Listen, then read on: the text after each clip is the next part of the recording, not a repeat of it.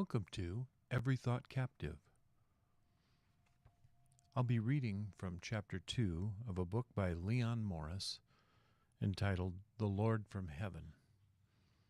In Chapter 2, there's a subheading section called Men's Deepest Needs. Come to me, all who labor and are heavy laden, and I will give you rest. Take my yoke upon you and learn from me, for I am gentle and lowly in heart, and you will find rest for your souls. For my yoke is easy, and my burden is light. Matthew 11:28-30. If there is anything more extraordinary than our coming to take words like these as a matter of course, it is that anyone should ever have uttered them. They are staggering in their implications. They amount to a claim to be able to satisfy the deepest needs of the soul of every man. How much farther than that can anyone go? And they do not stand alone. The man who uttered them said also, I am the bread of life. He who comes to me shall not hunger, and he who believes in me shall never thirst. John 6:35. He said that men's eternal destiny hinges on their attitude to him. Mark 8, verses 35 and 38.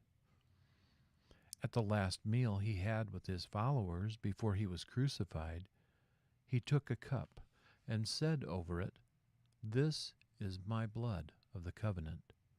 Mark 14:24. This is a claim that his death would be the means of establishing men in a new relationship to God. They would be acceptable before God because of the blood that he would shed. Again, he used expressions which imply the closest possible affinity with God. Receiving him, he said, means receiving the Father. Matthew 10, verse 40. Despising him, despising the Father. Luke 10:16. Seeing him, seeing the Father. John 14:9. Much more could be quoted. The Gospels are shot through and through with expressions like these. When we weigh their implications, we see how impossible it is to think of Jesus as simply a good man and a moral teacher.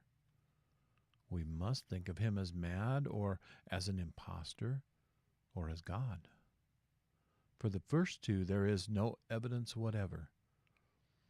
As we read the Gospels, we may wonder whether we are sane, but there can be no doubt about him. Jesus is the sanest of men. Similarly, it is preposterous to think of him as an impostor. What was his motive? What was he trying to do? What did he gain by it? Are we to think that Christianity, which, despite the evil lives of some who have professed it, has yet been the source of so much good, is founded on a deception? But more than this, some at least of the claims Jesus made have been tested. In response to his invitation, men of all ages and men of all lands have come to him weary and heavy laden, and they have found rest for their souls.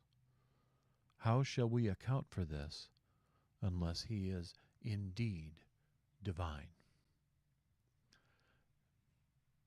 May God bless you richly today. We'll see you again soon, God willing.